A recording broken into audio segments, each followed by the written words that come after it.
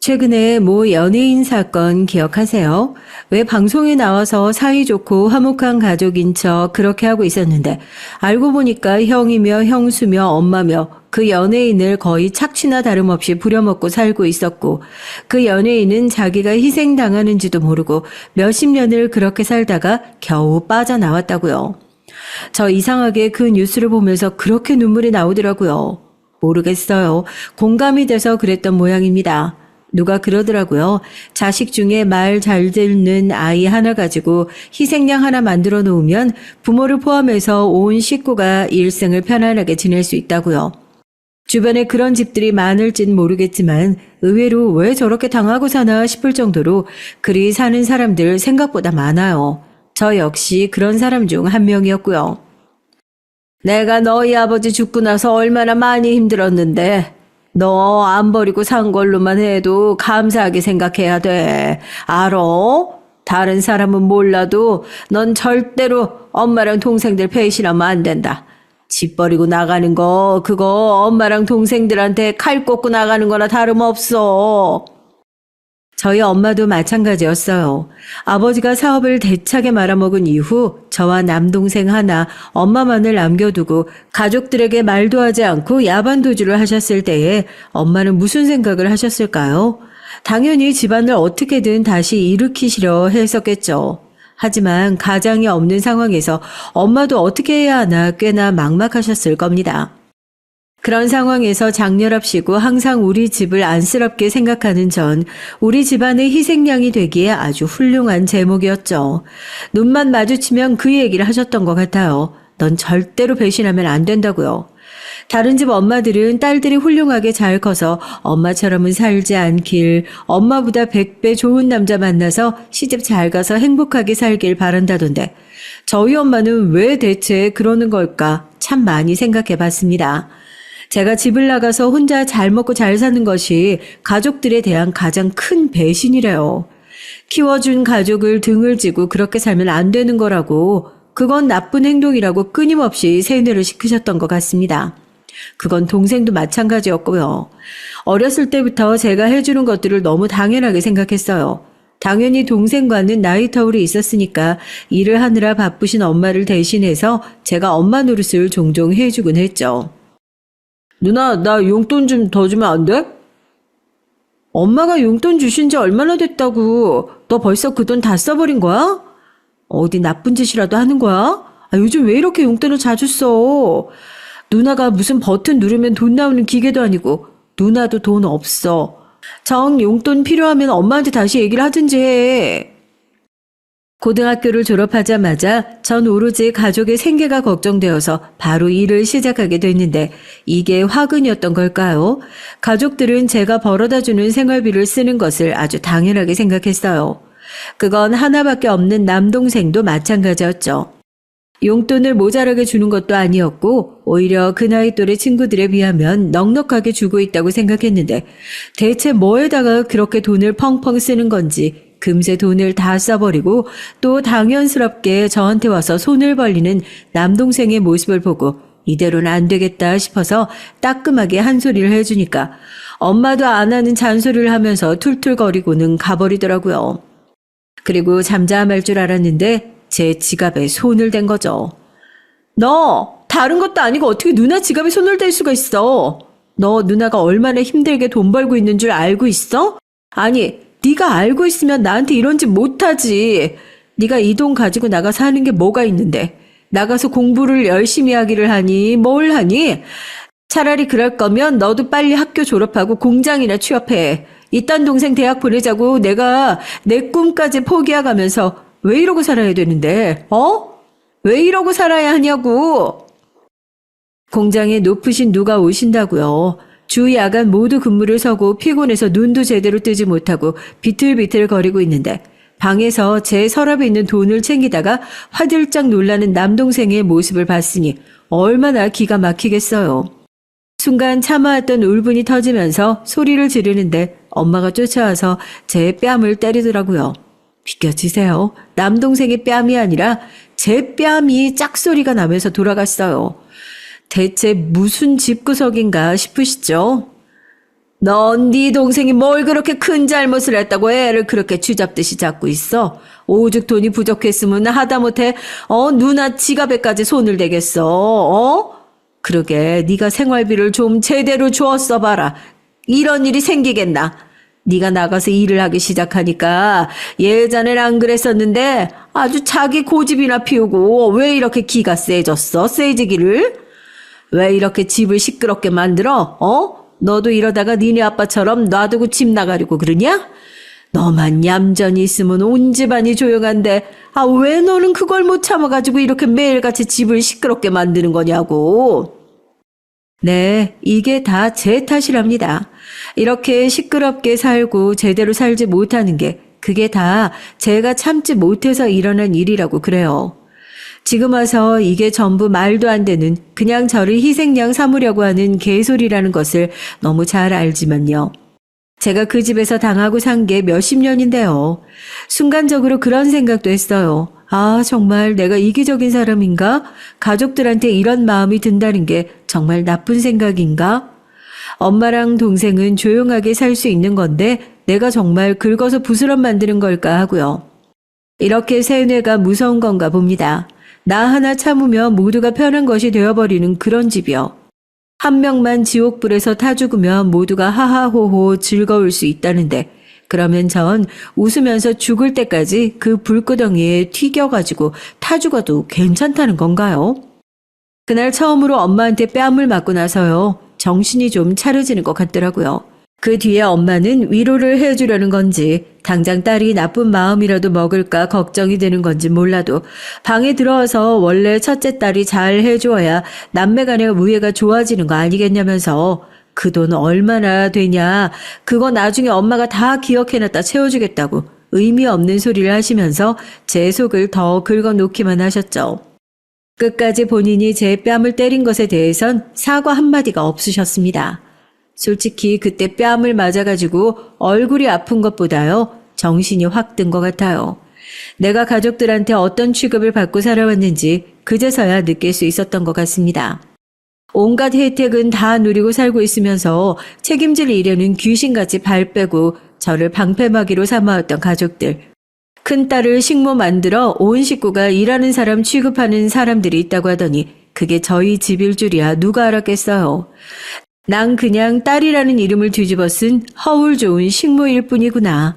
집안에서 큰 소리 나는 게 싫어서 꾹 참고 살아왔습니다.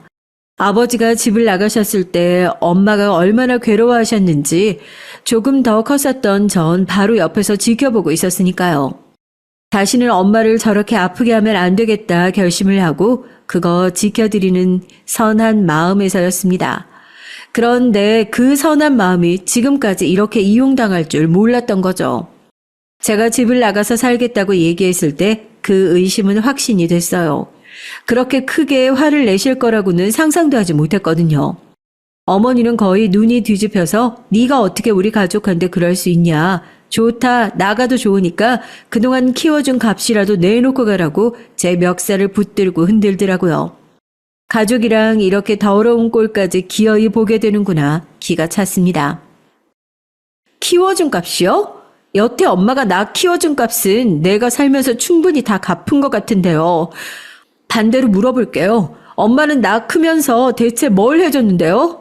얘 대학 보내겠다고 난 가고 싶은 학교도 포기하고 공장 들어가서 밤낮 없이 일하면서 생활비 보태고 있었는데 엄마 나 일 시작하자마자 어디가 아프다 하면서 일도 그만두고 내가 벌어다주는 돈만 쓰면서 지금 그렇게 지내고 있잖아요.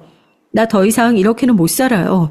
내 영혼이 얼마나 피폐해져야지 어디까지 나를 빨아먹어야지 속이 시원하겠어요? 이렇게 집 나갈 때 키워준 값 내놓고 나가면 평생 나 안 따라다니실 거예요? 정작 그렇게 돈 다 퍼주고 난 받은 게 뭐가 있는데요. 난 가족들 그렇게 먹여 살린다고 아까워서 회사 버스 놓칠까봐 알람을 몇 개씩 맞춰가지고 일어나는데 두 사람은 택시도 척척 잘 타죠. 난 대체 왜 이러고 살아야 하는데요. 양심이 있으면 제발 다시는 나 찾을 생각도 하지 말아요. 이 정도로 빨아먹고 살았으면 됐잖아요. 네가 이렇게 가족 버리고 집 나가서 어디 두 다리 편하게 쭉 뻗고 살 수 있을 것 같으냐? 가족 버리고 나간 인간들은 무조건 벌 받게 되어 있어. 너나 네 아빠는 아주 똑같은 인간들이야. 아이고, 우리 아들 불쌍해서 어쩌면 좋아. 어쩌다가 저렇게 파렴치한을 누나라고. 어떻게 한 뱃속에서 이렇게 다른 자식이 나오냔 말이야. 아이고, 나 억울해서 못 살아. 억울해서 못 살 것 같은 사람이 누군데, 지금 가슴을 치면서 주저앉고 싶은 사람이 누군데, 어머니는 뭐가 그렇게 못내 억울하고 서러우신 건지, 제가 집을 나서는 그 순간까지 제 등에다 대고 원망과 저주가 뒤섞인 말들을 뿜어내셨습니다. 어떻게 딸을 가진 엄마 입에서 그런 소리가 나올까 싶으시죠?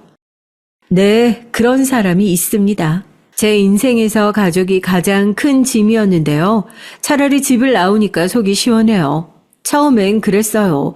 가족이 멀쩡하게 다 살아있는데 어떻게 보면 제가 그런 가족을 등지고 나온 거나 다름없잖아요. 집에서 너무 오랫동안 세뇌당한 탓일까요? 처음에는 내가 가족들한테 죽을 죄를 지은 것 같고 정말 엄마 말대로 나 혼자만 희생하면 조용할 일이었나 그런 생각도 들었는데 그런 마음도 잠깐이더라고요. 오히려 나와 살면서 느낀 건데요. 제 마음을 어지럽히는 것들이라고 한다면 그게 설령 가족이라고 하더라도 일부러 멀리하면서 사는 게 좋은 것 같아요. 오히려 가까운 사이라고 끌어안고 살면서 평생을 피 줄줄 흘려가면서 사느니 하루라도 먼저 깨닫고 그 감옥을 부수고 나오는 것이 현명한 사람이구나. 내가 하루라도 빨리 거기를 탈출해서 다행이구나 하고요. 뭐 쉽지만은 않았죠. 처음엔 회사로 어머니가 막 찾아오시고 그랬습니다. 한 두어 달 잠잠하나 싶더니 돈이 떨어지신 모양인지 제가 연락을 일부러 계속 안 받으니까 문자로 욕이란 욕을 계속해서 보내시고 너 당장 안 만나주면 죽어버릴 거라느니 죽여버릴 거라느니 대체 가족 사이에서 이게 할 말인가 싶을 정도로 수준 떨어지는 협박들이 오고 갔었죠. 다 무시했습니다. 어차피 이왕 나오기로 마음 먹은 거 흔들리지 말고 독하게 결심하자고 다짐했어요. 그렇게 제가 벽을 꽁꽁 치고 살고 있으니까 이번엔 얘가 쉽게 말을 들어먹을 상황이 아니구나 하고 느끼셨나 봐요. 잠깐 잠잠해지나 싶더니 이번에는 회사로 찾아오신 거예요. 사람들 앞에서 내 얼굴에 먹칠을 하면 말을 좀 들어먹겠거니 싶으셨나 봐요. 여기가 대체 어디라고 오셨어요? 가요. 일단 가서 얘기하자고요. 이 정도로 했으면 됐잖아요. 대체 저한테 뭘 원하셔서 아직도 이렇게 사람을 괴롭히시는 거냐고요? 세상 사람들 여기 좀 보세요. 여기서 일하는 이 아가씨가 집 식구들 다 버리고 나가서 지 혼자 잘 먹고 잘 살겠다고? 자기 동생이랑 자기 엄마 버리고 나간 그런 파렴치한 인간이에요. 이런 사람은 회사에도 있으면 안 돼. 여기 사장 나오라 그래. 얘 같은 거 당장 잘라버리라고 내가 얘기를 해야겠으니까 너네 사장 나오라 그래. 가족이라는 단어를 갖다 붙이기도 싫을 정도로 징글징글 하더라고요. 제가 아무리 끌어내려고 애를 써봐도 이미 눈에는 도끼가 드글드글 해가지고 발바닥을 딱 붙이고 온 몸에 힘을 주고 버티고 있는데 와, 사람이 아니더라고요. 이제는 네 엄마까지 치려고 하냐고 오냐 좋다고 아주 경찰에 폭행죄로 신고해서 합의금까지 싹 다 받아낼 거라고 그러는데 제가 진짜 가슴이 확 답답해지면서 눈물이 나더라고요. 대체 왜 이러냐고 내 인생 좀 놔달라고요. 그때 저를 구해줬던 게 정말 우습긴 하지만 남편이었습니다. 저 여기 다니는 직원인데요. 아주머니 이렇게 사람들 많이 보는 데서 따님 모욕하시면 본인이 모욕죄로 신고당하실 수도 있는 거 모르세요? 어떻게 경찰 오실 때까지 같이 기다리셨다가 어머니 모시고 같이 경찰서로 가실 거예요? 그러면 제가 지금 어머니 붙들고 있을게요. 여기 퇴근 시간이라 보는 사람도 많았을 텐데 왜 그런 소리를 하셔가지고. 요즘 법이 얼마나 무서운데요. 하다못해 이분이 돈을 빌려갔어도 돈 빌려갔다고 사람들 다 보는 앞에서 얘기하면 그거 어머님이 반대로 신고당하시는 거예요. 여기 오시면서 그런 건 또 안 알아보고 오셨나 보네. 됐어요. 제가 붙들고 있을게요. 경찰 올 때까지 어디 가서 피해 계세요.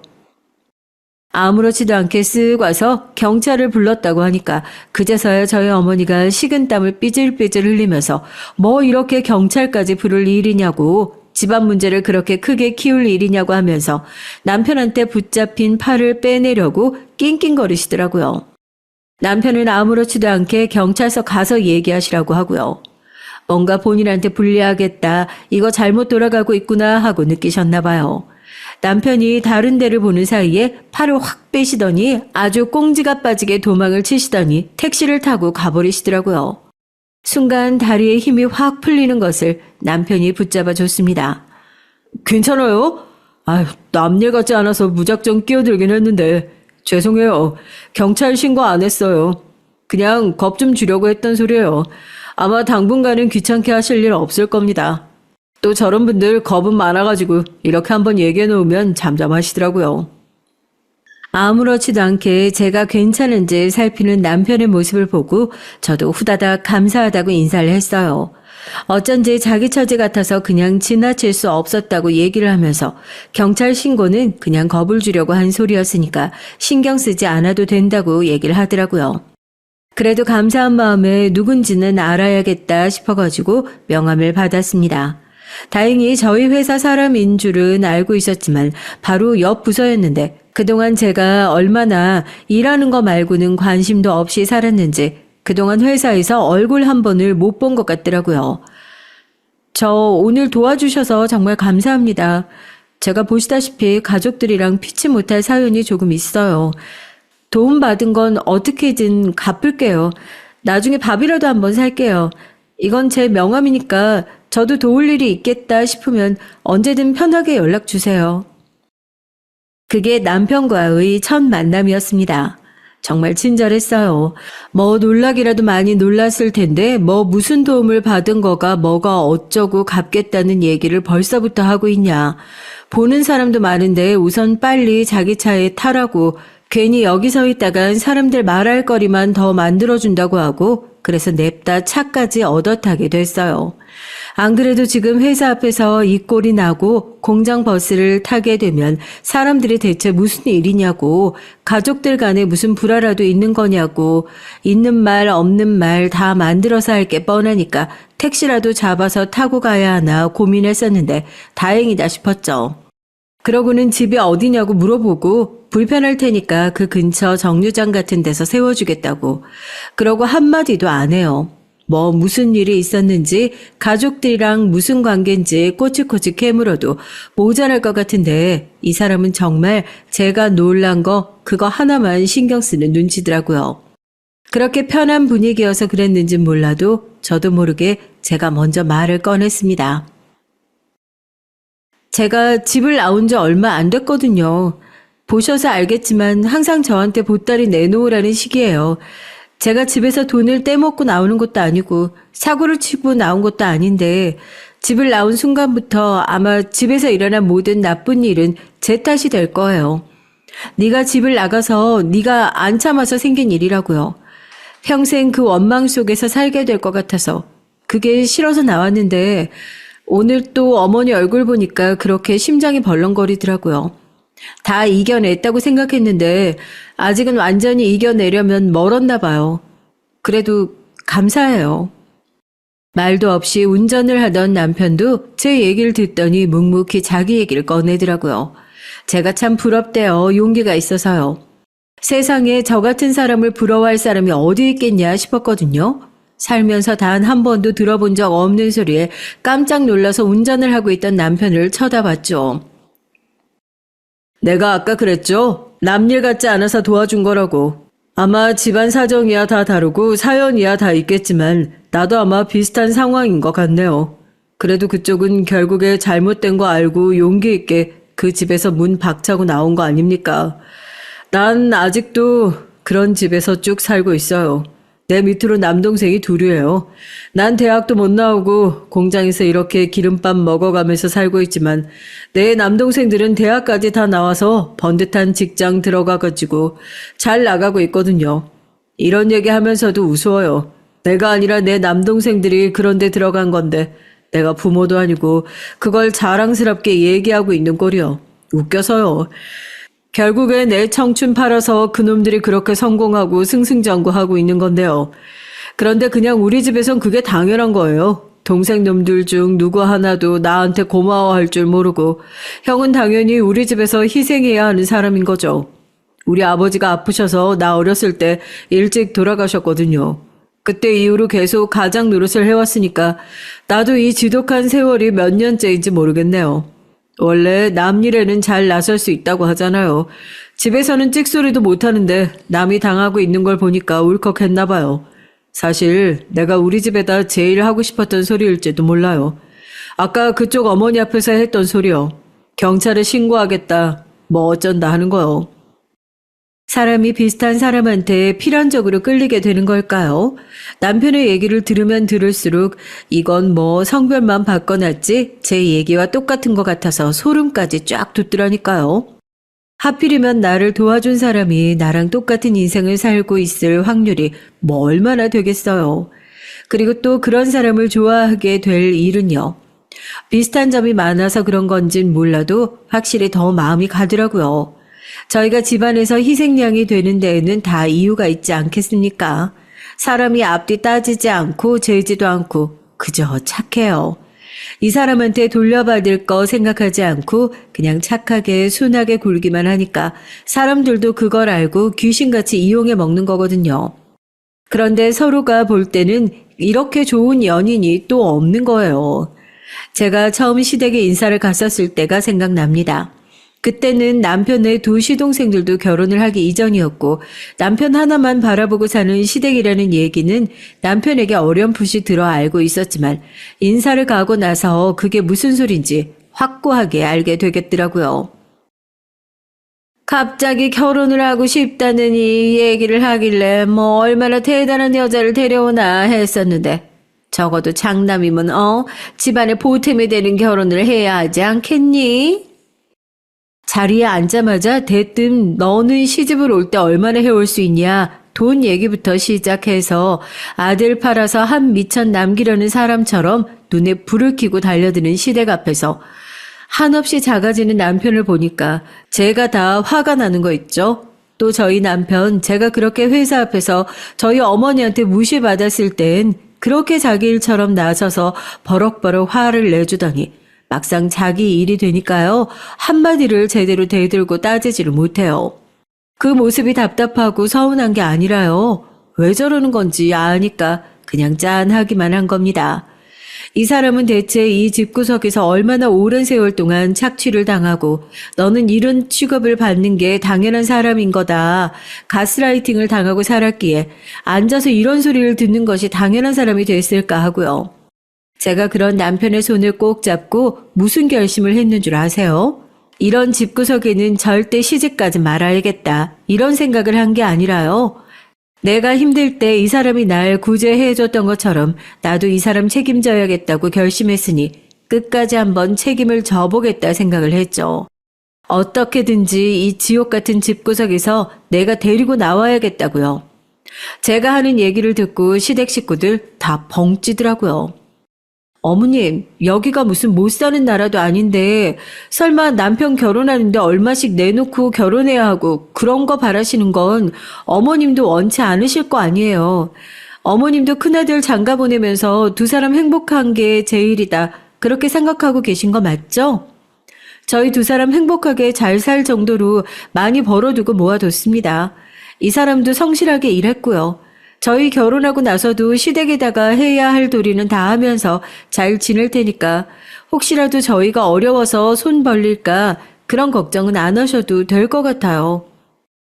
제가 어머님께 웃으면서 저희 손 벌리고 살 정도로 그렇게 어려운 사정도 아니고 열심히 살아서 괜찮다 얘기를 하니까 오히려 한 방 맞은 표정을 짓더라고요. 뭐 이런 애가 다 있지 싶으셨을 거예요. 그동안 자기 아들 구워 삶아 얼마나 열심히 뜯어먹었는데 갑자기 어디서 톡 튀어나온 며느리란 애가 이 박혀있는 아들을 빼내서 도망가려고 하는 것 같으셨겠죠. 제가 집에 가고 나서 남편한테 전화를 해서 무슨 애가 그렇게 싸가지가 없냐면서 길길이 성을 내셨답니다. 근본도 없는 집안이랑 절대 결혼 못 시킨다고요. 제가 시집 오면서 거짓말 한 게 딱 하나 있어요. 부모님이요. 두 분 다 살아계신다고 하고 상견례 할 때 결혼할 때 전부 다 하객 대행 아르바이트를 썼었거든요. 그렇게라도 안 했으면 저 이 결혼 정말로 못했을 거예요.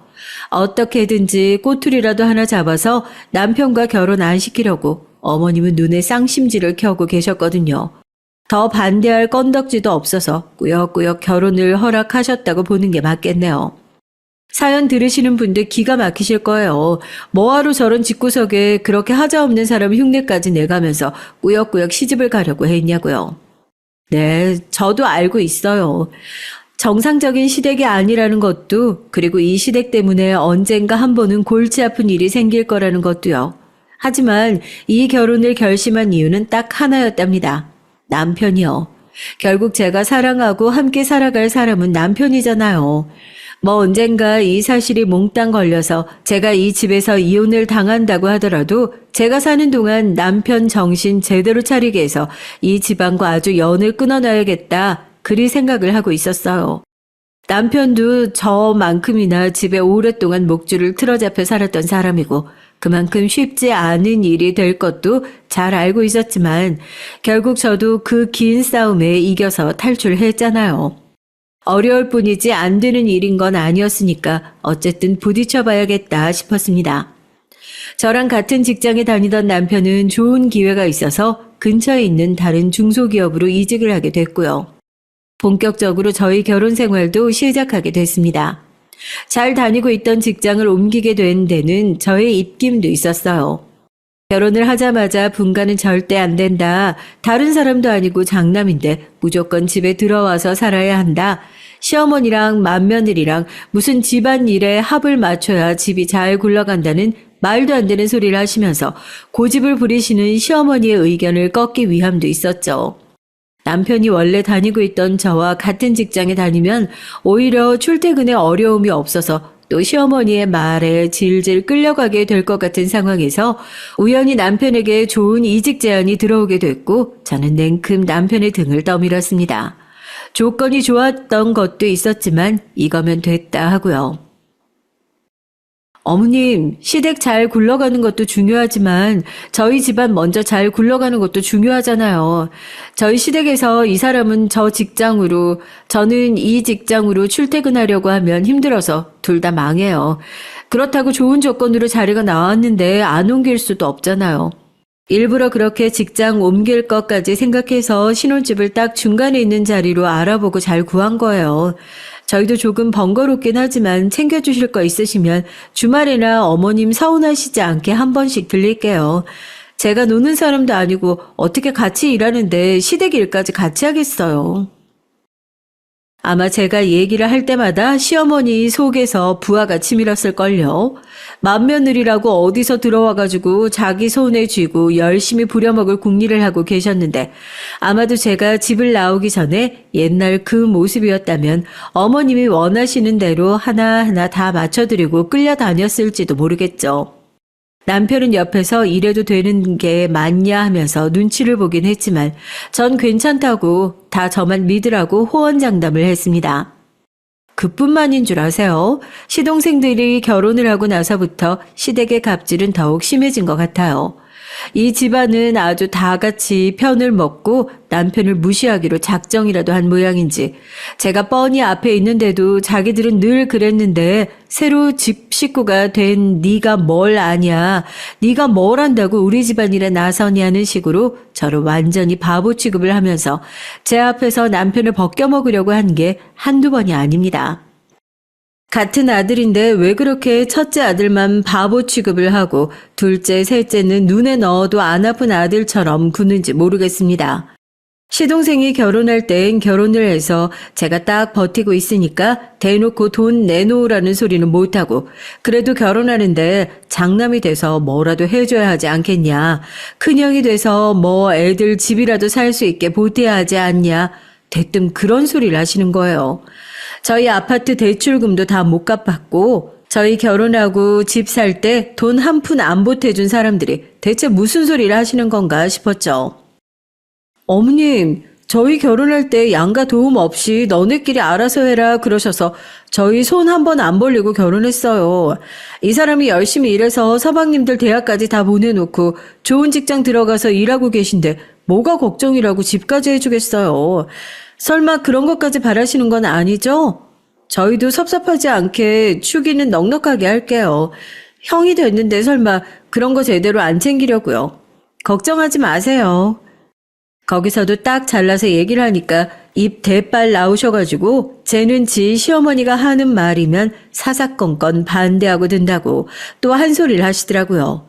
제가 집을 나와서 남 일이라 이렇게 쉽게 얘기할 수 있는 건지 어쩐 건지 몰라도 그동안 집에서 당하고 살았던 게 있어서 그런지 시어머니가 어떤 식으로 남편을 조정하려고 드는 건지 뻔히 보이는 느낌이라고 해야 되나요? 그럴 때마다 툭툭 튀어나가서 아예 발조차 못 들이시게 회방을 놓으니까 속이 다 시원하더라고요. 거기서 본인이 네가 이상한 애다 화를 내면 본인 꼴만 우스워지는 걸 누구보다 잘 아는 거예요. 그러니까 어떻게든지 티 안 나게 저를 괴롭혀 보시려고 애를 쓰시는데 저도 그동안 집에서 당해온 세월이 있는데요. 겨우 이런 것 가지고 당했다고 서러워할 위인도 아니죠. 시동생들은 또 얼마나 웃긴다고요. 자기 집에서 형을 어떻게 대하는지 뻔히 알고 있으니까 제일 많이 이용해 먹는 인간들이 제가 봤을 땐 이 두 시동생들이에요. 그것도 비겁하게 시어머니 뒤에 숨어서 말입니다. 그런데 이런 인간들이 또 재주는 좋아요. 남들이 봤을 때 장가 잘 들었다 할 정도로 동서들은 또 멀쩡한 사람들을 데리고 왔더라고요. 뭐 둘 다 대기업을 다니고 있다고 하고 외모도 예쁘장하길래 처음엔 저도 맏며느리고 하니까 손 아래 동서들과 좀 친하게 지내보려고 먼저 살갑게 얘기도 하고 다가가려고 했었는데요. 제가 봤을 때요, 제일 부질없는 짓이요. 시댁 식구들이랑 친하게 지내려고 노력하는 거예요. 영악한 인간들은 딱 알거든요. 관계에서 어느 한쪽이 노력하기 시작하면 아, 이쪽이 약자구나 하고 득달같이 달려들어서 이용해 먹으려고 하는 거요. 정말 인정하고 싶지 않지만 아직도 세상에는 나쁜 사람들이 많고 하필이면 그 나쁜 사람들이 우리 시댁에 싹 다 모여 있었네요. 동서들이 시집 오고 얼마 안 돼서 저희 어머님 칠순이 있었습니다. 아무리 그래도 며느리로서의 도리는 해야 되잖아요. 동서들 다 모아다가 어머님 칠순 잔치를 어떻게 했으면 좋겠냐 하니까 자기들은 바빠서 그런 거 생각도 안 해봤다. 그런 건 원래 큰형님이 정하시고 결정을 하셔야 되는 거 아니냐 하더라고요. 속으로 그러면 나는 뭐 회사 안 다니고 놀고 있니? 라는 소리가 목구멍까지 올라왔지만 꾹 참고 웃으면서 얘기를 했죠. 그러면 동서들은 뭐 다른 의견 없는 거지? 어머님이 지난번부터 칠수는 꼭 챙겨달라고 노래를 부르시길래 그럼 이번 칠수는 어머님 하자는 대로 하는 거다. 동서들도 다 동의한 걸로 알고 있을게. 뭐 호텔에서 밥을 먹든지 가족들끼리 여행을 가든지 그렇게 하자고. 그리고 나서 어머님한테 물어보니까 뭐 제가 물어보기를 기다리고라도 있었던 마냥 대뜸 해외여행을 가자고 하시더라고요.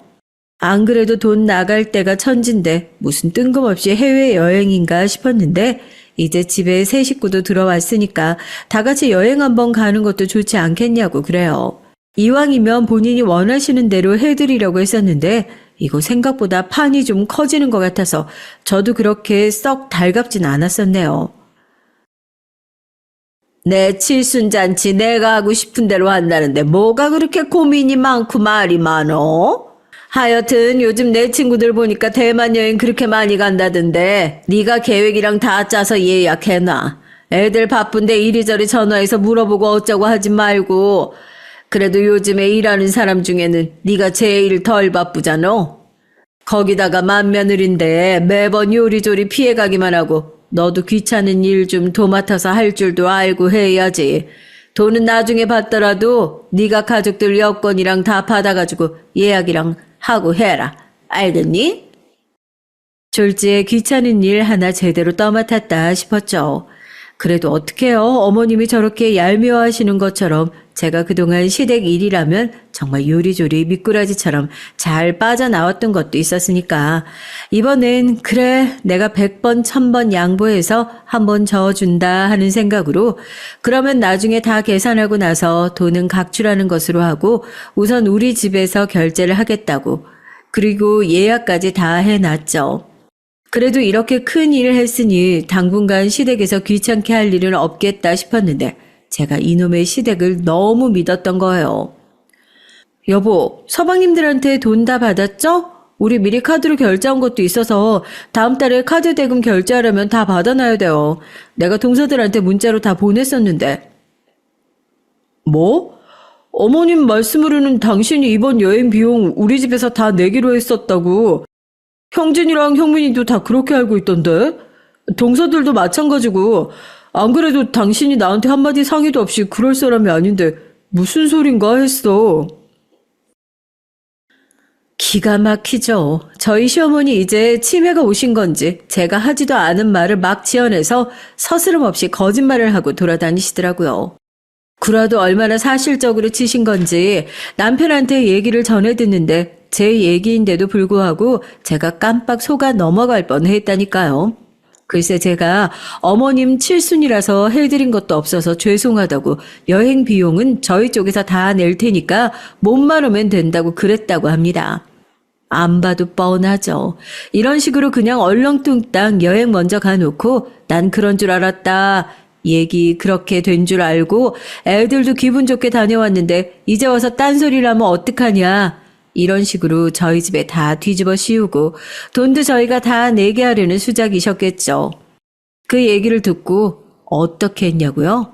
뭘 어떻게 해요? 당장 전화했죠. 어머님, 저희 여행 안 가려고요. 아니, 못 가요. 제가 티켓이랑 다 발권한 거 아시죠? 오늘 저녁까지 서방님들 동서들 각자 내야 될 돈 저한테 안 내면 저 이 티켓 그대로 취소해버릴 거예요. 어머님 칠순이라고 여행 가신다고 주변에 자랑도 엄청나게 해놓으신 것 같던데. 그러게 그런 거짓말을 왜 하셨어요? 차라리 그냥 가서 선물을 하나 사달라고 대놓고 말씀을 하셨으면 저도 기분 좋게 사드렸을 텐데 왜 일을 크게 만드시냐고요.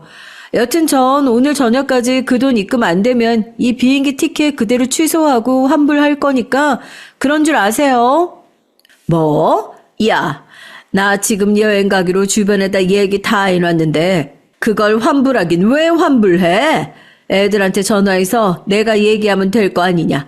아유, 저거 진짜. 전화해서 으름장을 놓으니까 그제서야 시어머니가 전전긍긍하면서 서방님들이랑 동서들한테 연락을 싹 다 돌린 모양이죠.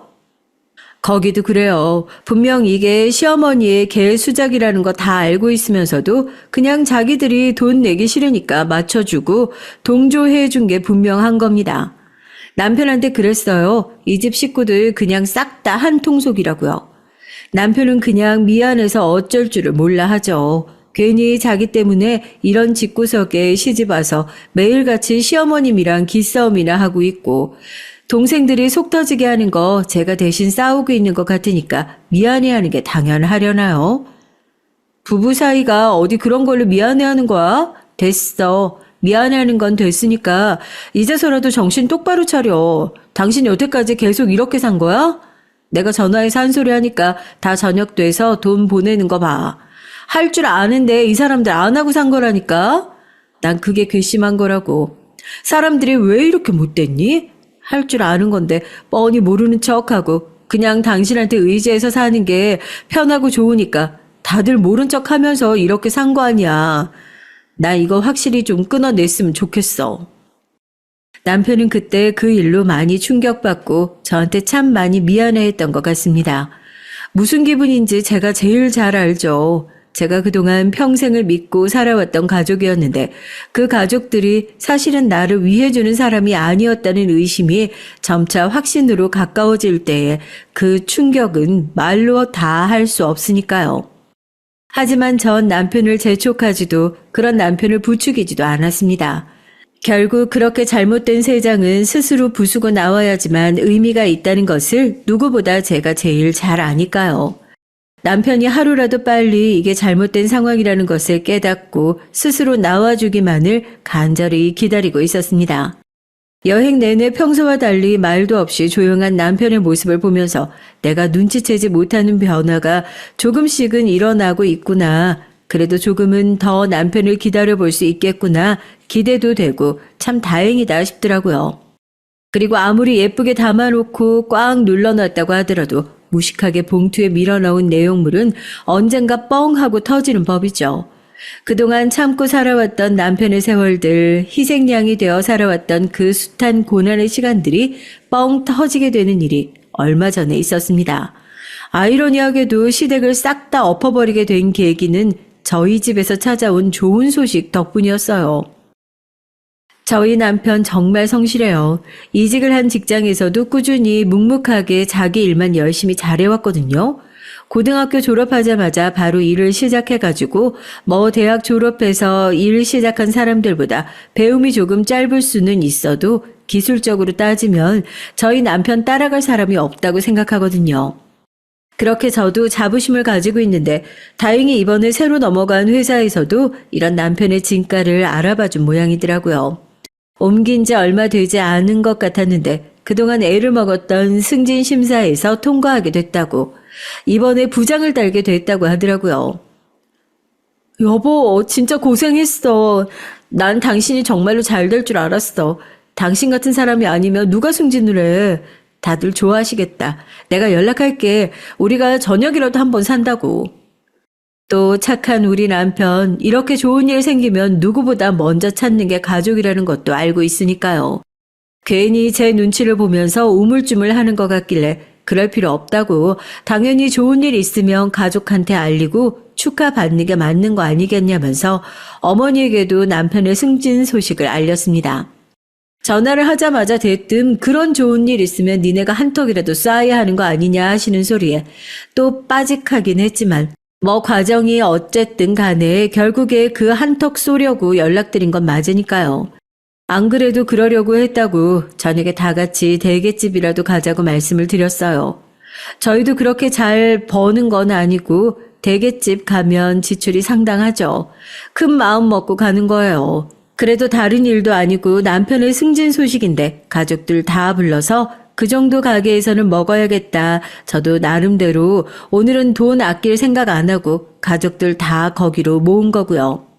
참 이게 사람이 말이 아다르고 어다르다고 기분 좋게 사줄 수 있는 사람이 있는 반면 이 사람 입에는 뭐 하나 들어가는 것도 참 아까운 사람이 있잖아요.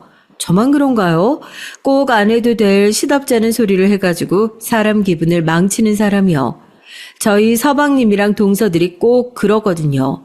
저희 남편은 딱 봐도 잔뜩 들떠 보였습니다. 그래도 가족들한테 가장 먼저 이 기쁜 소식을 알리고 싶었던 사람이고 축하받고 싶었던 사람이니 왜 아니겠어요. 그런데 정작 가족들은 승진 축하 자리에 오면서 그 흔한 꽃다발 하나 사오는 사람이 없었어요. 제가 연락이라도 할 걸 그랬어요. 그래도 형 승진 축하 자리인데 꽃다발이라도 하나 사오셨으면 좋았을걸. 형도 오늘 자리 많이 기대하고 있었는데. 됐다. 먹지도 못하는 것을 괜히 거추장스럽기만 하고. 돈만 낭비지. 언제부터 우리가 축하할 때 꽃 사들고 와서 주고받았다고. 넌 왜 애가 오자마자 애들한테 잡들이라고 난리야. 그렇게 가족들 다 같이 밥 먹는 게 중요한 거지. 축하가 어쩌고 뭐가 어쩌고. 지금 니네 집 잔치 열고 싶은데 우리 들러리로 세우겠다. 이런 소리밖에 안 들린다 나는. 제가 틀린 소리 했나요? 저희 집 잔치하는데 축하해주는 들러리로 왔으면 최소한 꽃다발이든 케이크든 선물이든 성의 표시는 해야 할 거 아니에요. 비싼 밥 얻어먹으면서 2만 원짜리 꽃다발 하나 사오는 것도 아까워서 들어오면서 볼멘 소리 나는 인간들이 가족들이라고. 저런 사람들한테 제 돈 써서 맛있는 음식을 대접하고 싶다는 생각이 들겠어요?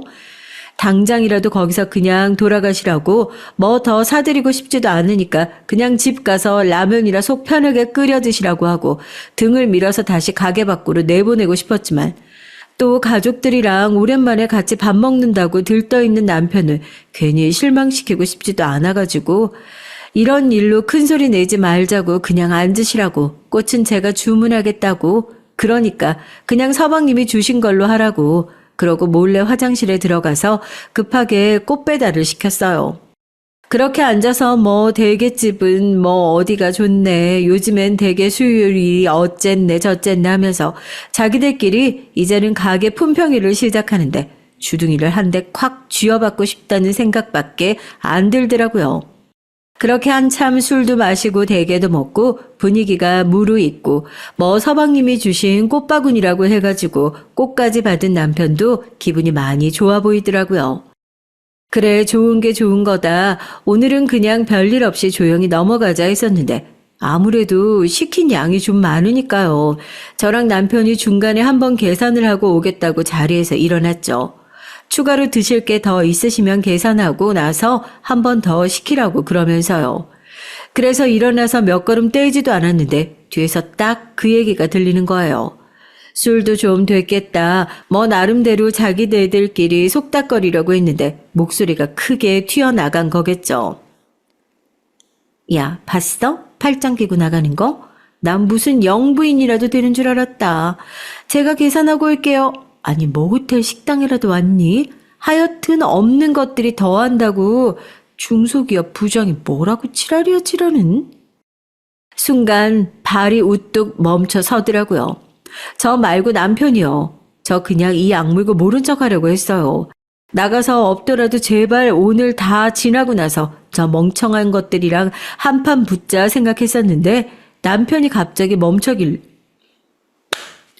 남편이 갑자기 멈춰서길래 이게 무슨 일인가 싶었죠. 남편이 고개를 숙이고 한숨을 푹 쉬더니 제 팔을 붙잡고 정말 미안하다고 하더라고요. 돌아선 남편이 테이블로 돌아가서 대게 껍데기들이 잔뜩 쌓여있는 접시를 들어 동서의 머리 위로 냅다 부어버렸습니다. 게 껍데기며 국물이며 머리부터 옷까지 다 젖어서 비린내 나고 난리가 났죠. 이게 지금 뭐 하는 짓이야, 형? 미쳤어? 저희 남편 거기서 그치지 않고 소리를 지르는 둘째 서방님의 뺨을 시원하게 쫙 올려붙였습니다.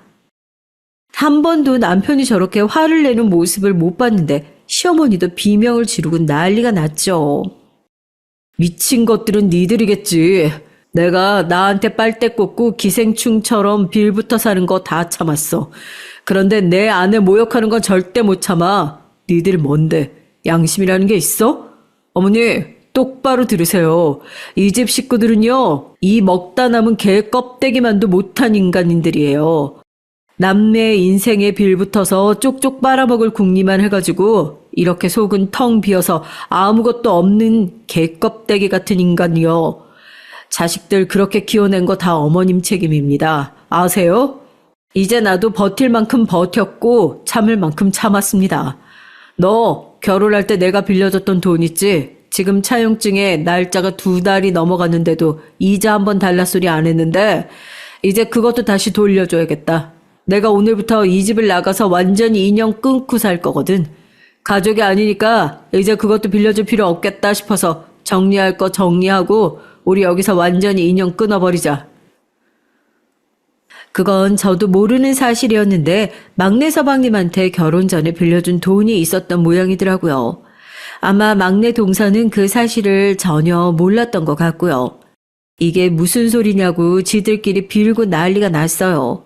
그렇게 대게집에서 한바탕 난리가 나고 드디어 다시는 그 집을 못 나올 것 같았던 저희 남편도 그 답답한 세상을 박차고 나올 수 있게 됐습니다. 과정은 더럽고 힘들었을지 몰라도 스스로 그걸 깨달을 수 있었다는 게 얼마나 다행인지 몰라요. 남편은 계속 저 아니었으면 불가능했을 일이라고 몇 번이나 고맙다는 얘기를 하지만 결국 다 남편의 선택인 것을요. 시댁 식구들은 이제야 남편과 연이 끊기는 것이, 아니 괜찮은 희생양이 사라지는 것이 두려워서 술이 과했네 어쩌네 하면서 사과를 하고 달려들고 있는데요. 저희는 연락도 안 받고 딱 잘라서 죽어라 생각하고 있는 중입니다. 사람 쉽게 안 바뀌잖아요. 겨우 그런 일 하나로 정신 차릴 인간들이 아니라는 거 저희 잘 알고 있어요. 다신 돌아가지 않을 거고요. 이제 둘 다 정신 차렸으니 저희도 저희 인생 제대로 한번 살아봐야죠. 응원해주세요. 안녕하세요. 저는 50대 여성입니다. 제가 어제 무심코 라디오를 듣다가 충격적인 얘기를 듣게 됐는데요. 지금의 40, 50대는 위로는 부모님께 효도를 해야 하고 자식들에게는 글쎄 효도를 바랄 수도 없는 세대라고 하더라고요. 그걸 미정산 세대라고 한다네요. 그 소식이 어찌나 저에게 딱 공감이 되던지요. 정말 슬프고 소름이 돋았어요. 요즘 젊은 애들은 아기 낳기를 싫어하고 결혼도 하지 않으려고 하잖아요. 한국도 이미 초고령 사회가 되었다고 하더군요. 제가 6, 70대 때는 어떻게 될지 상상만 해도 끔찍하네요. 전 일찍 결혼을 해서 애들은 이미 성인이 되어 있어요.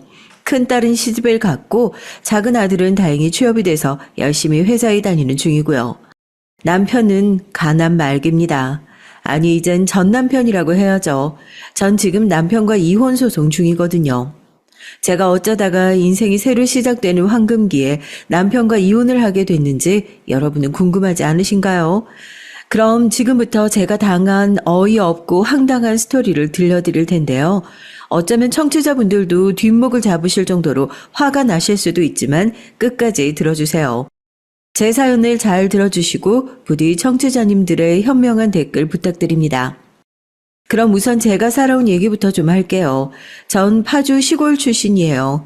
지금은 그곳에 새로 큰 출판단지가 생긴 걸로 알고 있지만 예전엔 정말 논이랑 밭밖에 없던 곳이었거든요. 춥기도 엄청 춥고 전방이라 군부대도 많던 곳이었죠. 전 그곳에서 태어나 소녀 시절을 보냈습니다. 제 부모님은 농사를 지으셨고요.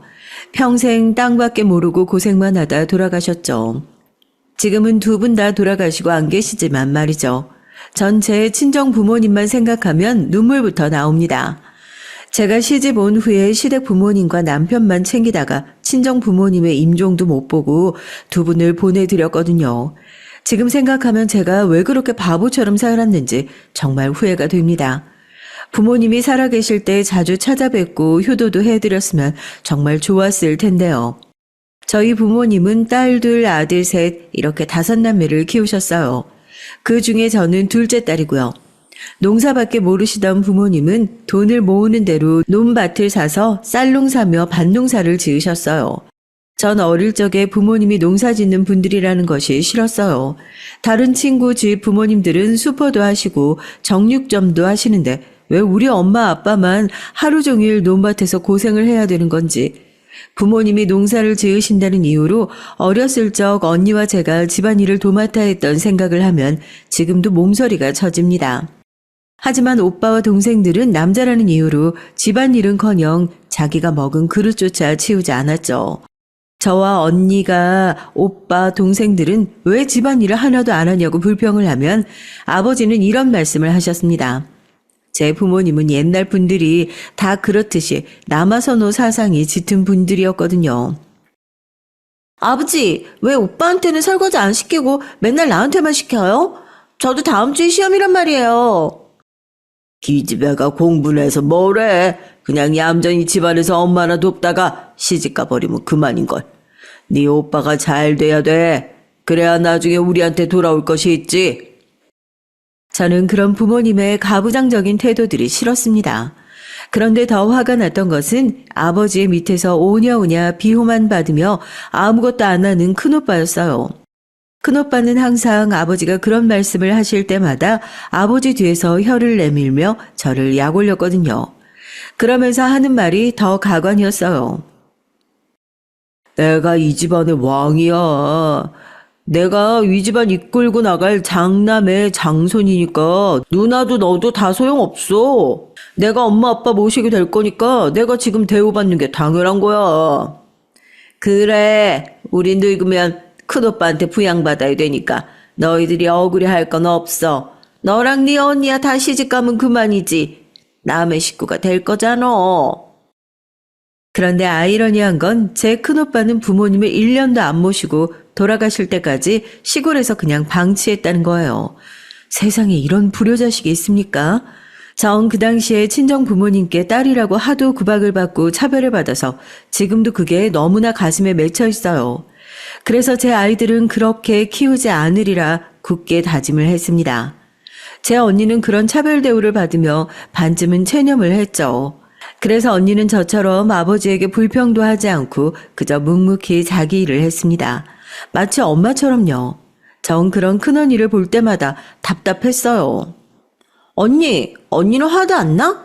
왜 딸만 차별 대우받고 살아야 돼? 언니도 아버지한테 한번 불평이라도 해봐. 됐어. 어차피 이 한국 사회에서 여자의 위치는 그런 거야. 난 나중에 결혼 절대 안 할 거야. 공부 열심히 해서 해외 나가서 살 거야. 언니는 정말 그 말대로 부모님이 고등학교 진학을 반대하시자 짐을 싸서 나가버렸어요. 지금은 미국에서 큰 한인 슈퍼를 운영하면서 살고 있고요. 미국인과 결혼했고요. 하지만 그땐 저희 집에서 난리가 났죠. 아버지랑 고등학교 진학 때문에 싸운 다음날 언니는 바로 가출을 했거든요. 그것도 부모님이 모아두신 그때 당시 돈으로 100만 원을 가지고 나갔어요. 친정 부모님은 크게 놀라 경찰에 실종 신고를 하셨죠. 하지만 누가 봐도 가출이 명백한 사실이라 경찰에서는 언니의 행방을 찾는데 크게 신경을 쓰지 않았습니다. 어머니는 딸이 걱정되어 울고 밥도 못 드셨지만 아버지는 제 언니의 행방보다는 그 돈 100만 원을 가지고 나간 것만 괘씸했는지 이놈의 기집애 잡기만 하면 가만 안 둔다 하시면서 매일 술을 드시고 길길이 날뛰셨습니다. 결국 언니는 못 찾고 그대로 부모님의 가슴 속에 남았어요. 그때부터 저 역시 매일 속으로 생각했죠. 이놈의 집구석 내가 고등학교만 졸업해서 나가겠다고요. 그렇게 전 친정 부모님에게 아무것도 기대하는 것이 없는 채로 고등학교를 졸업했습니다. 아버지는 제 언니가 고등학교 진학을 못하게 되자 집 나갔던 것을 보시고는 저한테는 고등학교까지는 마치라며 허락을 하셨어요. 그렇게 고등학교를 나온 후 전 집을 떠났습니다. 제가 집을 떠날 때 어머니는 대학 학비를 못 대줘서 미안하다고 우셨어요. 하지만 전 드디어 지긋지긋한 집구석을 떠날 수 있다는 것만 해도 좋았습니다. 제 집에서 정말 하녀처럼 온갖 집안일을 다 하고 그것도 모자라 농번기에 농사일까지 동원돼야 했거든요. 제 큰오빠는 대학 가야 한다면서 하나도 시키지 않은 농사일을 저는 동생들과 함께 해야만 했습니다. 그리고 전 이제 우리 동네 쪽으로는 침도 안 받겠다고 말하며 고향을 떠나 서울로 나갔죠.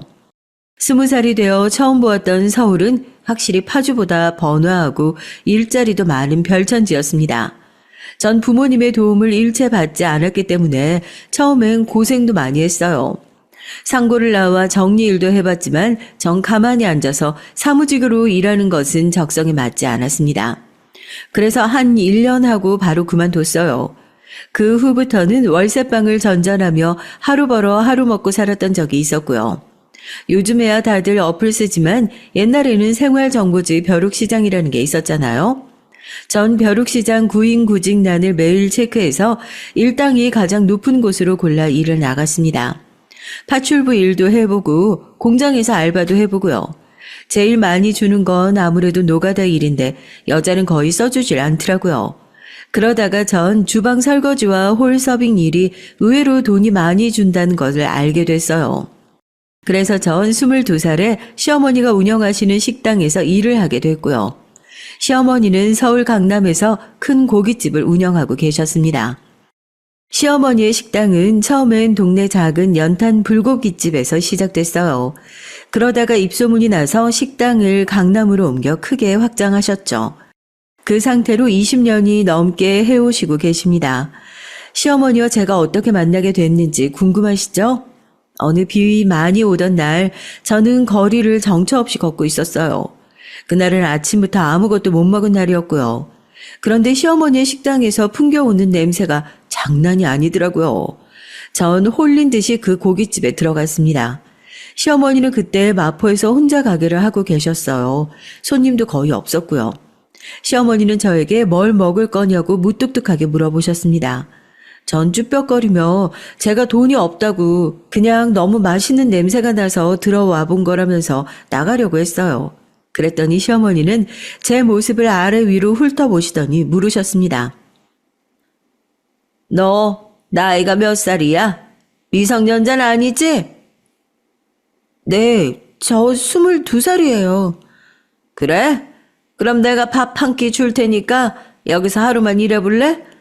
내가 봐서 너 일하는 거 마음에 들면 계속 써주고 아니면 오늘 밥값이라고 쳐주고 가는 거야. 어때? 그때 전 시어머니가 하늘에서 내려온 천사 같았습니다. 어머니는 배가 고플 것 같으니까 밥을 먼저 주겠다고 하며 부엌으로 들어가서 제육 1인분을 차려주셨어요. 전 정말 그 밥을 허겁지겁 먹었습니다. 그리고 나서 그날 어머니가 시키는 대로 홀 서빙이며 설거지를 했어요. 시어머니는 제가 일하는 게 마음에 들었나 봐요. 손님에게 싹싹하게 서빙하고 시키지 않아도 척척 설거지가 쌓이기 전에 끝내놓고 하는 걸 보시더니 내일부터 나와서 일을 하라는 거였습니다. 전 너무 기뻐서 어머니에게 90도로 인사를 했고요. 고맙습니다. 고맙습니다. 어디서 일을 많이 해본 솜씨인 것 같구나.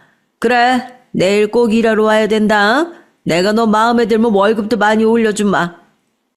저희 시어머니의 가게가 마포의 연탄불 고깃집이었던 때부터 시작해서 강남의 큰 정육식당으로 옮길 때까지 한 3, 4년 일을 했었던 것 같아요.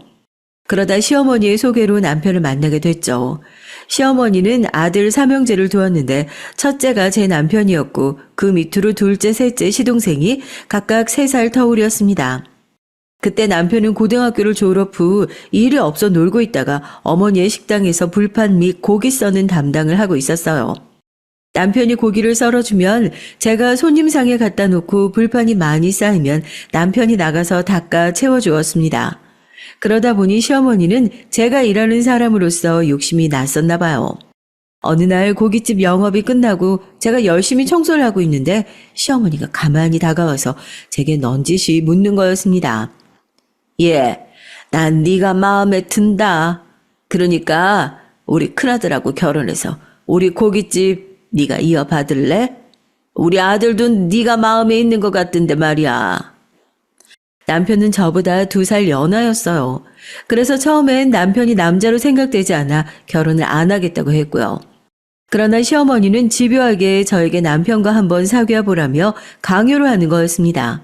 그리고 남편도 서두르나마 저에게 꽃도 선물하고 같이 놀러 가자면서 그 당시에 시아버지가 몰던 자가용까지 태워주면서 저에게 마구 어필을 했어요. 전 결국 남편과 시어머니의 끈질긴 구애에 떠밀리듯이 결혼을 선택했습니다. 사실 전 월세 생활을 하면서 그 월세값만 아끼는 것만 해도 좋겠다 생각하고 있었거든요. 서울은 보증금도 월세도 제 고향 파주보다 배 이상 비싼 곳이었으니까요. 게다가 전 집이 마포에 있었기 때문에 강남까지 출퇴근하려면 교통비도 많이 들었고 결혼을 하면 그 모든 걸 아낄 수 있겠다는 생각이 들기도 했어요. 그때는 뭘 깊이 생각할 여유가 없었습니다. 그냥 이렇게 흘러가는 대로 살자고 생각하기도 했고요. 그렇게 어영부영 남편과 결혼을 하게 됐어요. 처음엔 신혼이란 게 없었죠. 결혼한 지 2달이 채 되기도 전에 전 임신한 사실을 알았거든요. 초기에는 입덧도 있고 몸도 무겁고 힘들었습니다. 그러나 시어머니는 옛날 사람들은 임신하고도 농사 다 하고 일 다 했다면서 저에게 계속 식당에서 일을 하라고 강요를 했어요. 전 어쩔 수 없이 계속 시어머니가 시키는 대로 일을 하다가 뱃속에서 6개월이나 키워왔던 첫 애를 유산하고 말았습니다. 그때는 저도 많이 놀라서 슬펐지만 저보다 남편이 더 놀랐던 것 같아요. 남편은 시어머니에게 화를 있는 대로 냈어요. 엄마가 우리 여보한테 계속 일하라고 하지만 않았어도 뱃속에 아기가 유산되지 않았을 거예요. 이제 이 사람 식당 일 그만 시키세요. 제가 돈 더 벌 테니까 우리 와이프는 살림만 하게 할 거예요. 아니, 내가 뭘 그렇게 많이 시켰다고. 평소 하던 대로 서빙만 시켰고 설거지는 몸 무거울까 싶어서 다른 사람 썼구만. 얘가 몸이 약해. 그게 내 탓이 아니잖니? 사실 저도 친정에서 농사일을 할 때 하도 친정 부모님이 일을 많이 시켰기 때문에 힘들어도 힘든다는 말을 못하기도 했어요.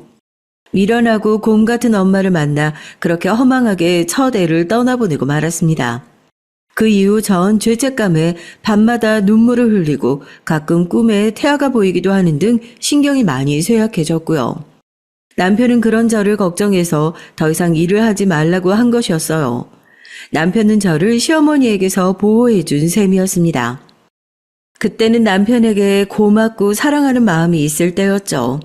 하지만 제가 집에서 살림만 하는 동안 남편은 저 모르게 여자를 만나러 다닌 것이었습니다. 전 그런 줄은 꿈에도 모르고 집에서 애들만 키우기 바빴죠. 유산한 지 3개월이 안 돼서 전 우리 딸을 임신했고 남편의 바람은 아마 그때부터 시작됐던 것 같아요. 남편은 점점 식당 일을 핑계로 집에 들어오는 시간이 늦어졌거든요. 아기가 없을 땐 남편과 함께 10시쯤에 퇴근을 했어요. 10시가 넘으면 어차피 손님이 없다고 시어머니는 10시까지 딱 영업을 했거든요. 그런데 제가 집에서 독박 육아에 힘들어하고 있을 때였습니다. 남편은 점점 친구들을 만나 조금 늦는다더니 그게 새벽 2시, 3시가 되는 것이었어요. 술에 취해 늦게 들어와서 씻지도 않고 잠이 드니 저는 애 보기도 힘든데 남편의 술 취한 치닥거리까지 해야만 했습니다. 사실 남편은 술을 너무 과하게 좋아하는 사람이었죠. 그런데 고깃집에서 일을 하면서 술 마실 시간이 없으니까 그동안 참았던 거였습니다. 그런데 제가 육아 때문에 집에만 있게 되자 남편은 남자, 여자, 친구들까지 집에 데리고 와서 3차까지 술파티를 하는 것이었어요. 남편은 아무 관계도 아닌 그냥 술친구라 했지만 정 그 꼴을 보기 싫어서 그 밤중에 애를 데리고 밖에 나갔다가 남편의 친구들이 다 가고 나서 새벽 3, 4시에 들어온 적도 많았어요. 제가 너무 마음에 안 들어하는 남편의 버릇이 또 한 가지 있었는데요. 남편은 주사가 굉장히 심했습니다. 술만 취하면 꼭 저와 강제로 관계를 하려고 했거든요. 전 술 취한 사람은 딱 싫어하는 성격이에요. 그 이유는 친정아버지가 주사가 심했거든요. 그런데 남편은 꼭 저희 아버지가 술 마시고 들어오면 어머니한테 하듯이 저한테 함부로 대했습니다. 제가 남편을 받아주지 않자 남편은 바람을 피우게 된 것인지도 모르겠어요. 꼭 술에만 취하면 강제로 부부관계를 원했고 전 그것을 칼같이 거절했습니다. 그러다 딱 한 번 남편이 술 취한 채가 아닌 기분이 좋은 정도로 마시고 들어왔을 때 둘째 아들이 생긴 거였어요. 그 후부터 전 남편과 각방을 썼습니다.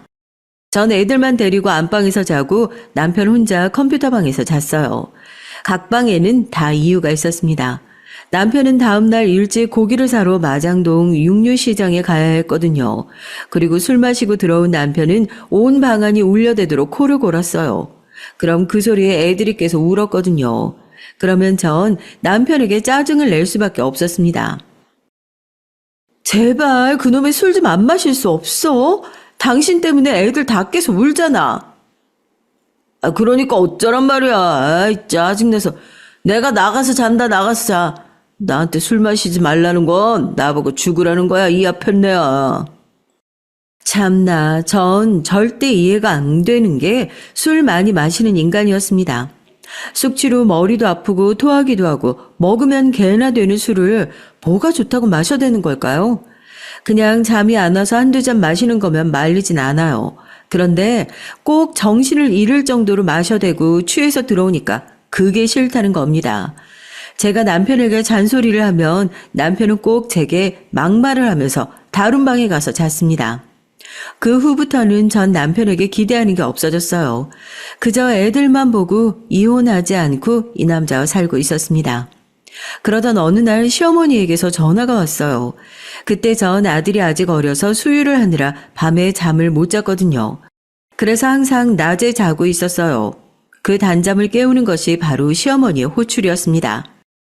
새 얘기냐? 오늘 단체 손님이 와서 네가 서빙 일 좀 해줘야 될 것 같은데. 오늘 나와서 서빙 좀 해. 한 2-3시간만 바쁠 때만 나와서 하는 거니까 애들은 가게 옆방에 있잖니. 거기다가 재워두고 일 좀 해라. 어머니 정말 죄송한데요. 저희 아들 아직 모유 수유 중이에요. 조금만 젖 안 물면 저 몸살 나요. 그리고 낯선 데 가면 저희 애들 예민해서 잠 못 자고요. 다른 사람 구해보시면 안 될까요? 아니 얘가 넌 이 시애미가 정중하게 부탁을 하는데 생각도 안 해보고 거절하는 거냐? 어디서 감히 시애미한테 말대꾸를 하는 거야? 얼른 나오지 못해. 시어머니는 그전까지는 저한테 막말을 하거나 힘들게 하신 적은 없었는데 전 처음으로 시어머니가 제게 화를 내신 걸 보고 너무 놀랐습니다. 그리고 당연히 짜증도 났죠. 남편도 저를 못살게 구는데 시어머니까지 저러시니까 너무 힘들었어요. 제 처지가 우울하기도 했고요. 하지만 결국 전 억지로 애들을 유모차에 싣고 어머니가 시키는 대로 서빙을 하러 식당으로 나갈 수밖에 없었습니다. 왜 그랬냐고요? 시어머니가 저희 친정에 전화를 걸어서 친정 엄마에게 막말을 퍼부으셨던 겁니다. 아니, 사부인, 도대체 딸 교육을 어떻게 시키신 거예요? 대개 딸이 시애미가 뭘 시켰는데 글쎄 애들 어리다고 핑계를 대고 일을 돕지도 않는 겁니다. 아, 이게 말이나 된다고 생각하세요? 도대체 가정교육을 어떻게 시켰길래 애가 이렇게 말을 안 듣는 거냐고요? 아이고, 사부인 죄송합니다. 걔가 몸이 좀 힘들어서 그러는가 본데, 제가 전화해서 단단히 교육시켜 놓겠습니다. 여러분, 이런 시어머니 보셨나요? 말끝마다 친정에서 배운 게 없네, 친정 부모가 가르친 게 없어서 개념이 없네 라고 말하는 못된 시어머니는 드라마에서만 나오는 줄 알았거든요. 그런데 바로 제 시어머니가 그런 사람인 줄은 전 꿈에도 몰랐어요. 당연히 우리 친정엄마는 저한테 전화를 해서 결혼한 지 얼마 되지도 않았으니 시어머니 말을 들어야 한다면서 저를 혼내셨고요. 전 울며 겨자 먹기로 시어머니 말씀에 따를 수밖에 없었습니다. 어머니가 시어머니가 아닌 사장님이었을 땐 그래도 저한테 잘해주셨어요. 비록 좀 말은 툭툭 던지고 무뚝뚝하셨지만 마음만은 따뜻한 사장님이셨거든요. 그런데 시어머니가 되자마자 막장 드라마의 못된 캐릭터가 되어버리는 이 사실, 여러분은 이해가 가시나요? 처음 시어머니의 본성을 본 날 전 정말 소름이 끼쳤습니다. 기본적으로 가족이 되면 좀 더 잘해줘야죠. 이걸 알바 쓰기 아까우니까 저를 공짜로 부려먹겠다고 하는 거나 뭐가 다르겠어요? 시어머니가 점점 저에게 막대하시자 전 남편과의 결혼 생활 자체에 회의감이 들었습니다. 그런데 이건 시작에 불과한 일이었어요. 전 앞으로 더 최악인 일이 닥쳐올 줄은 꿈에도 몰랐습니다. 제가 깜빡 잊고 시동생에 대한 얘기를 안 했는데 제 시동생들은 제가 결혼해서 애 둘 낳았을 땐 둘 다 총각이었어요. 둘째 동생은 막 레지던트가 된 여자친구를 사귀고 있었는데 이 여자가 나중에 제 동서가 되거든요. 근데 이 동서도 정말 자기 혼자 잘난 여자였습니다. 그리고 막내 시동생은 대학생이었고요. 막내 시동생은 그래도 제가 시집살이 당하고 있으면 시어머니에게 제발 그러지 말라며 제 편을 들어주기도 했었어요. 그래서 전 나중에 막내 시동생을 좀 챙겨줬습니다. 시동생이 결혼할 때 선물로 냉장고를 해줬거든요. 막내 시동생은 고마워했지만 문제는 그 막내 동서가 될 여자였습니다. 막내 동서는 입을 삐죽거리면서 이렇게 말하는 것이 아니겠어요? 아, 이거 아울렛 제품이라 백화점권 부품부터가 다른데. 형님, 제가 형님 되실 거라서 높아심에 얘기하는 건데요. 땡땡마트 제품은 사지 마세요. 좋은 건 다 백화점에 있어요. 선물을 주시려면 좋은 걸로 좀 주시지. 역시 가난한 사람은 보는 눈이 없나 봐. 전 막내 동서의 비꼬는 말을 듣고 정말 어이가 없었습니다. 시동생이 예뻐서 큰맘 먹고 100만 원이 넘는 냉장고를 선물로 줬는데 막내 동서는 하나도 고마운 기색도 없고 고맙다는 소리도 안 하는 거였어요. 전 화가 나서 이걸 반품해버릴까 생각도 했는데 그냥 시동생을 봐서 참았거든요. 그런데 동서들도 아주 제 신경을 건드리고 싸가지가 없긴 마찬가지였습니다. 제 큰 동서는 레지던트 2년차의 시동생과 결혼을 했는데요. 그때 시어머니는 아주 한박 웃음을 지으셨어요. 우리 집에 의사 며느리가 들어왔다면서 이제 본인도 친구들에게 자랑거리가 생겼다는 것이었습니다. 그러면서 저에게 이런 말씀을 하셨어요. 네가 형님이기는 해도 쟤보다는 덜 배웠을 거 아니야. 그러니까 동서라고 깔보지 말고 옳은 말을 하면 경청해야 된다. 알겠냐? 넌 고등학교밖에 못 나왔잖니. 그러니까 동서가 너 얼마나 너보다 똑똑하겠어. 어머니, 그게 무슨 말씀이세요? 집안일이나 고깃집 일 외에 제가 동서한테 얘기할 게 뭐가 있다고요. 그리고 제가 서열상 위잖아요. 그러자 시어머니는 제 말은 들은 척도 안 하고 새로 들어온 의사 며느리에게 친한 척을 하면서 옆에서 이것저것 챙겨주는 것이었어요.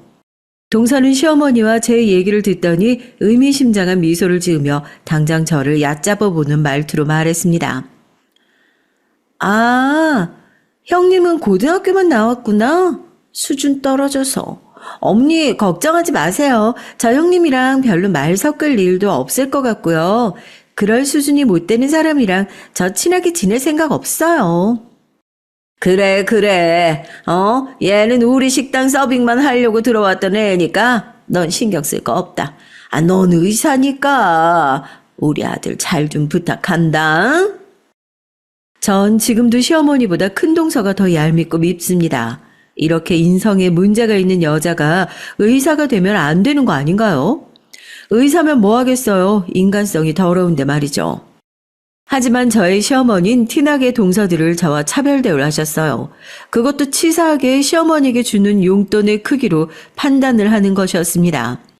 의사 동서야 물론 잘 버니까 시어머니에게 용돈 100만 원씩 팍팍 드릴 수 있겠죠. 그리고 막내 동서 역시 친정이 잘 살았거든요. 시어머니가 자랑처럼 말씀을 하신 적이 있는데요. 막내 동서 부모님이 강남에 10층짜리 건물이 한 채 있는 건물주라는 것이었어요.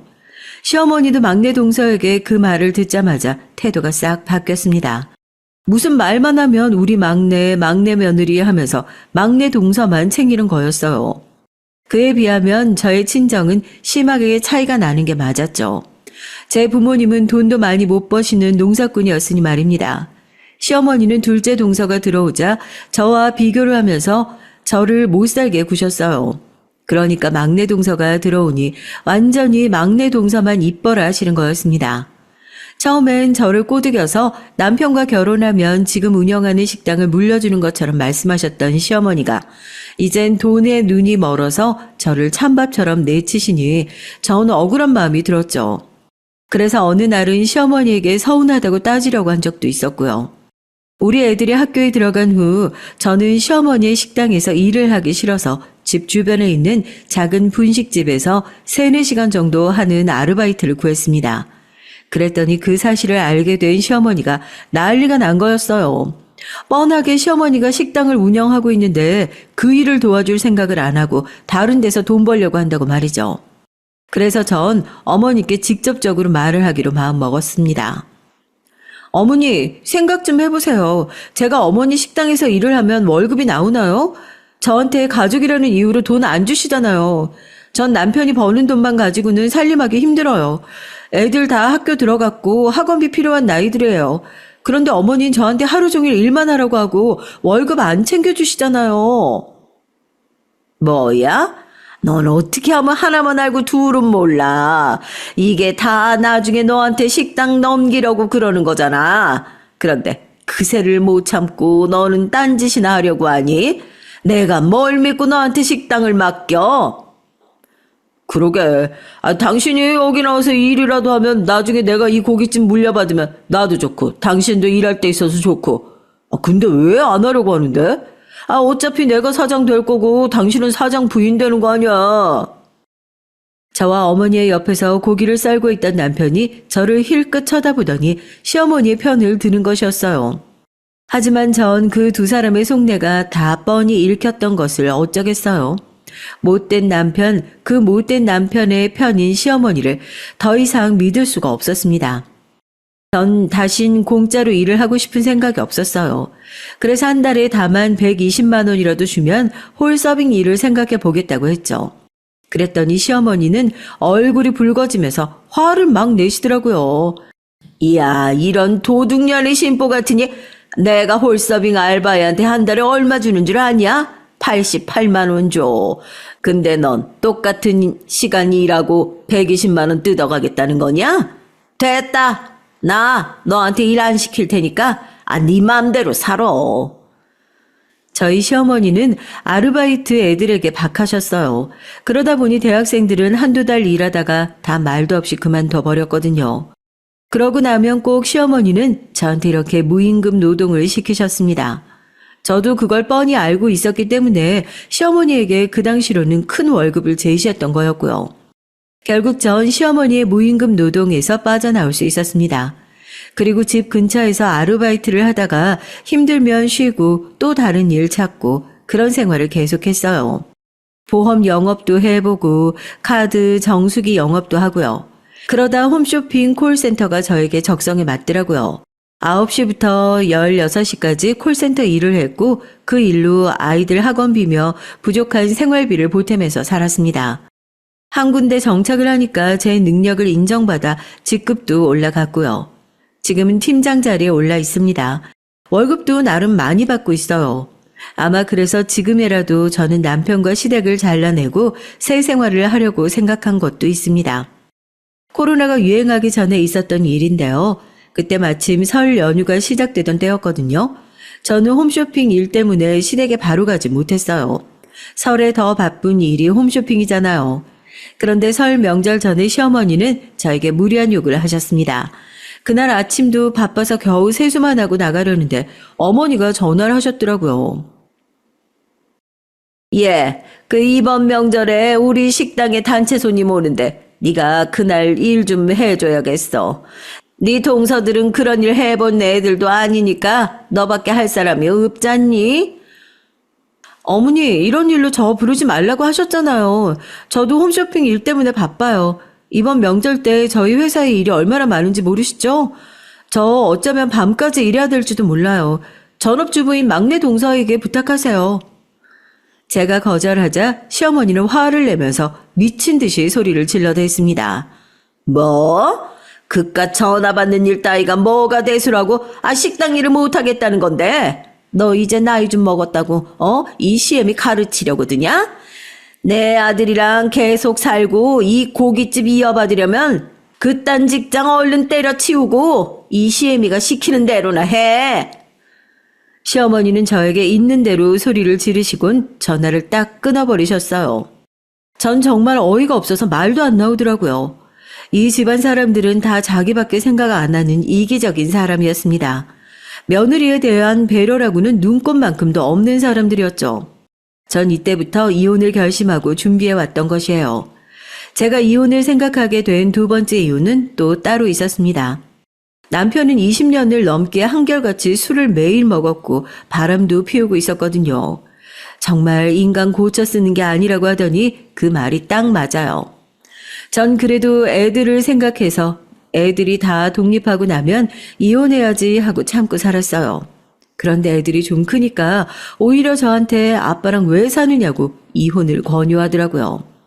우리 딸도 제 모습을 보는 게 너무 답답했다고 나중에 말을 하더라고요. 결혼을 하기도 전에 아빠에 대한 부정적인 모습만 보고 살았으니까요. 제 딸은 사실 결혼하고 싶지 않았다고 했습니다. 하지만 전 그런 딸의 마음을 그저 사춘기 아이의 반항이라고 생각했어요.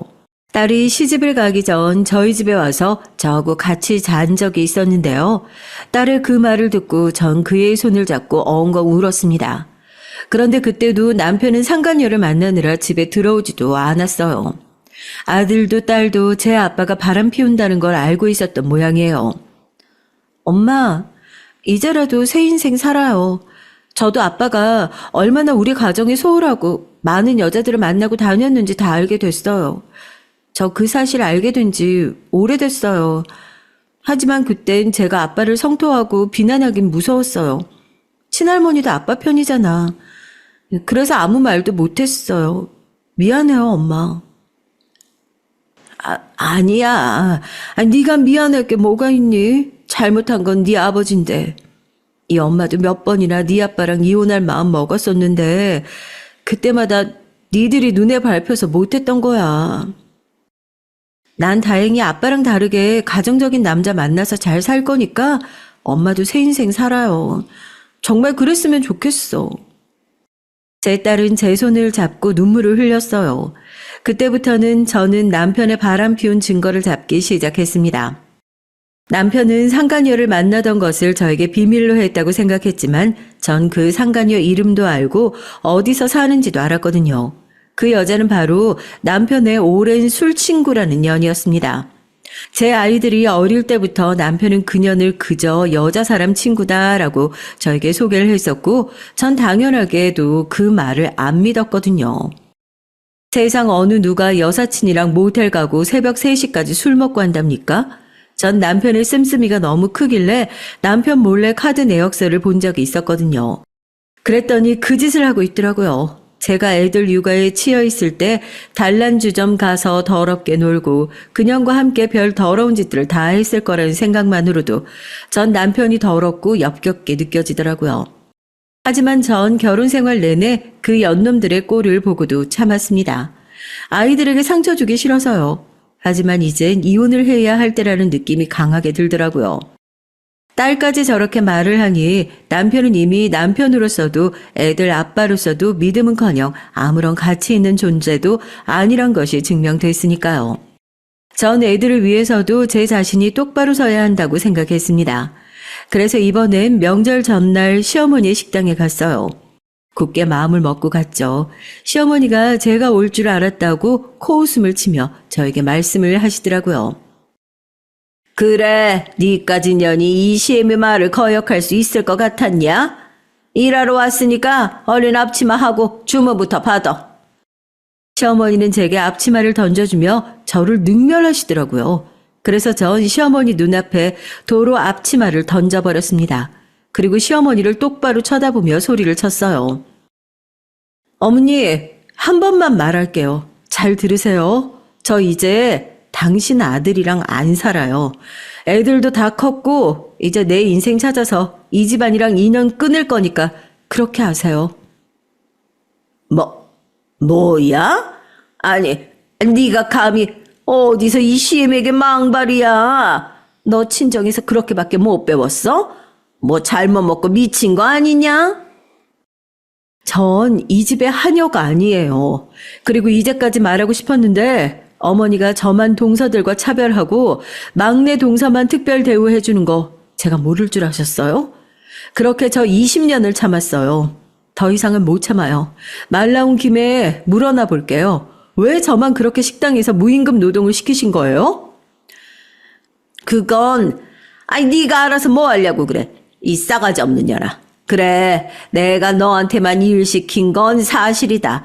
왜 그랬는지 아니? 네 둘째 동서랑 막내 동서는 이 시애미한테 다들 달마다 100만 원씩 드리더라. 그래서 네가 준 용돈 30만 원 따윈 내가 간에 기별도 안 가더라고. 그러니 이제껏 너한테 100만 원어치 몸으로 때우라고 한 거야. 뭐 내가 잘못하기라도 했냐? 이기적이고 돈 욕심만 덕지덕지 붙은 팥쥐 엄마 같은 시어머니를 제가 왜 믿고 살았는지 모르겠습니다. 전 너무나도 화가 나고 황당했어요. 그럼 그 동서란 것들은 제 노동력 대신에 돈으로 떼워온 거나 마찬가지잖아요. 그동안 저 혼자 이리저리 뺑이 치던 생각을 하니 도저히 참을 수가 없었습니다. 전 분노로 부들부들 떨다가 결국 시어머니에게 빽 소리를 질렀죠. 이제 어머니 전화도 안 받을 거니까 다시는 연락도 하지 마세요. 되게 병신 같은 아들 병수발이나 들면서 노후 보내시게 되겠네요.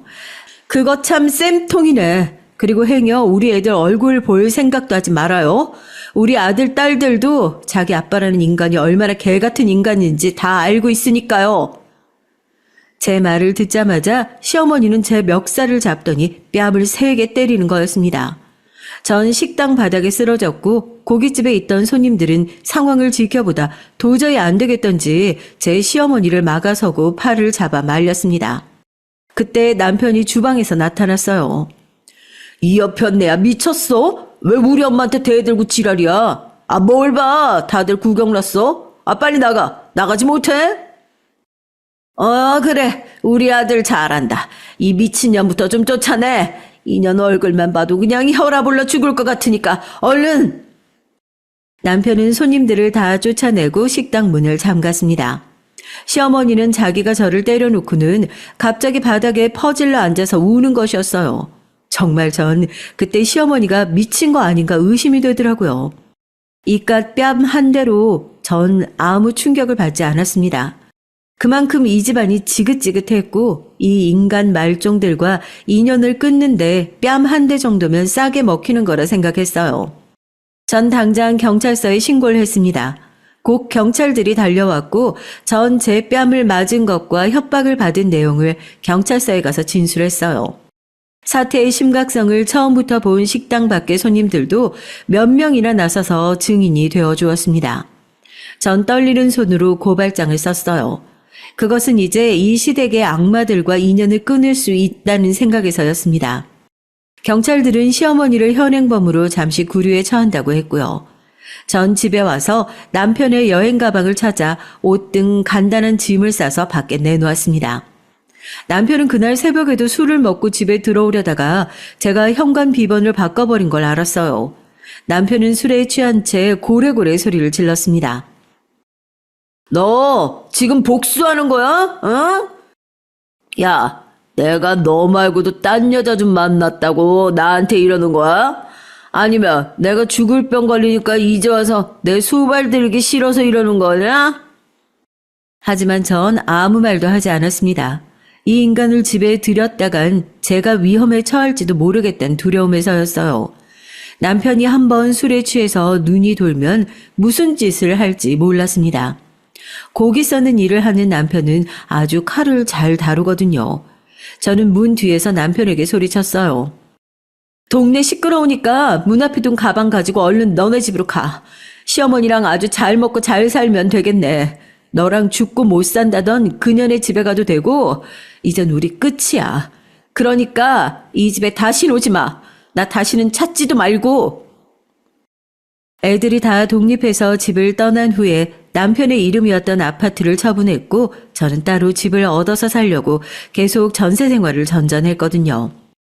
그래서 생각보다 남편과 나눌 재산 같은 건 없었어요. 그래서 전 일단 그 사람을 내쫓고 이혼 소송을 생각해 보자고 했던 거죠. 남편은 혀 짧은 소리로 계속 협박을 하다가 작전을 바꾸기로 했는지 문을 탕탕 두드리면서 저한테 싹싹 빌더라고요. 상간녀를 정리하고 올 테니까 자기가 죽을 때까지만 함께 하자고요. 그런데 제가 미쳤습니까? 가난 말기면서도 술을 끊지도 못하고 여전히 계집질에 문란한 생활을 하는 그 사람을 뭘 믿고 제가 병수발을 들겠어요. 남편은 사실 50세가 되기도 전에 간성 혼수로 몇 번 병원 신세를 졌어요. 30년을 술을 먹었으니 간이 어떻게 버텨내겠습니까? 처음엔 간경화로 입원을 했었는데 이 사람은 이까짓것 괜찮다고 하면서 여전히 술을 계속 마셨어요. 전 잔소리를 하다 안 되니까 그냥 포기를 해버렸던 거고요. 그러다 동네 병원에서 초음파를 보다가 대학병원에 가보라면서 소견서를 써주더군요. 그래서 서울대학교 병원에 갔죠. 거기서 남편은 이미 6개월밖에 못 산다고, 이미 수술을 할 수도 없을 만큼 전체 장기가 전이가 됐다고 하더군요. 그런 시한부 선고를 받고도 술을 못 끊었으니 정신을 못 차린 그 인간이에요. 전 일단 시어머니에게 알리고 간 이식을 받아보라고 했었습니다. 하지만 남편은 늙은 시어머니가 걱정이 된다면서 알리지 말라고 저에게 통사정을 하더군요. 그런데 이번엔 그런 일이 터졌던 겁니다. 나중에 시어머니는 남편이 간암에 걸렸다는 것을 알게 되자 충격이 커서 기절을 하셨어요. 그래서 시어머니의 식당은 장기 휴업에 들어가고 말았습니다. 구급차에 실려가신 시어머니는 뇌졸중이라는 병명을 얻었습니다. 그동안 식당 일 하면서 불규칙하게 사시고 밤 늦게까지 일하면서 야식으로 먹은 고기와 술이 문제였던 거죠. 그리고 시어머니는 혈압도 아주 높았거든요. 남편은 이런 일이 일어난 게 모두 저 때문이라면서 책임을 지라고 저에게 소리를 지르면서 삿대질을 하더군요. 하지만 전 이제 우리는 남남이라고 못을 박았습니다. 이제 당신도 내 남편이 아니고 어머니 역시 내가 책임질 필요 없는 거야. 난 지금 내놓은 집이 팔리는 대로 필리핀으로 이민 가기로 했어. 그러니까 나 찾지 마. 다시는 당신 얼굴 보기 싫어. 역겨워. 너 이렇게 독한 여자였냐? 우리 엄마는 그렇다고 쳐. 내가 불쌍하지도 않냐고. 나도 살 날이 얼마 남지도 않았는데 이렇게 떠날 거냐? 남편은 얼마 안 남은 시간을 좋은 것만 보고 살아도 모자랄 판에 제가 이혼을 하자고 대든다고 모든 것을 제 탓으로 돌렸습니다. 여러분 정말 어이가 없지 않나요? 술을 먹고 계집질한 것도 다 자기가 선택한 거잖아요. 그래서 하나님이 벌을 내려서 병을 준 건데 왜 그게 제 탓이 되나요? 전 이렇게 지옥 같았던 결혼 30년을 끝냈습니다. 그 이후 시댁 사람들은 어떻게 되었느냐면 시어머니는 뇌졸중으로 반신마비가 돼서 의사 동서의 도움을 받았지만 아직 거동이 불편한 상태예요. 그리고 남편은 상간녀에게 버림당하고 어머니 식당에서 일하면서 암투병을 하고 있습니다. 이제는 살도 모두 빠져서 완전히 다른 사람이 되었다고 딸이 말해주더군요. 그 사람은 시어머니가 반신마비로 은퇴하는 바람에 고깃집 사장님이 되긴 했지만 언제 죽을지 모르는 상태예요. 이런 답 없는 시댁에서 전 탈출을 하길 정말 잘했다는 생각이 드네요. 요즘은 필리핀이란 나라의 이민에 대해서 알아보고 있습니다. 아들은 제가 그곳으로 가면 엄마를 어떻게 보냐고 하면서 섭섭해하지만 전 내가 시간 내서 놀러 오면 되지라고 말해줬어요. 어차피 그 애도 이제는 자기 삶을 찾아야 될 나이고요. 없는 게 훨씬 나은 아버지와는 인연을 끊겠다고 하더군요. 그리고 딸과 사위 역시 자기가 애들 낳으면 필리핀에 데리고 놀러 오겠다고 하면서 제 새 출발을 응원하고 축하해 주었습니다. 제가 이민을 가면 일은 어떡하냐고요? 요즘은 재택근무라는 제도가 있어서 전 팀장 일을 그쪽 사람들과 화상회의하면서 하기로 회사와 합의했어요. 정말 편리한 세상이 아닐 수 없습니다. 그리고 필리핀에서도 제가 다니는 홈쇼핑 회사의 지사를 내려고 준비 중에 있는데요. 저한테 그쪽 일을 맡기면서 능력에 따라 팀장에서 이사 대우도 해주겠다고 하더라고요. 여러분, 제 파란만장한 시댁 탈출기를 어떻게 들으셨는지 궁금하네요. 전 지금부터 제2의 인생을 시작하려고 생각하고 있습니다. 비록 결혼은 거지 같은 남편과 못된 시어머니를 만나서 힘들게 끊어냈지만 앞으로 나아갈 인생은 긍정적으로 살려고 노력할 생각이에요. 전 다시는 결혼하지 않을 생각입니다.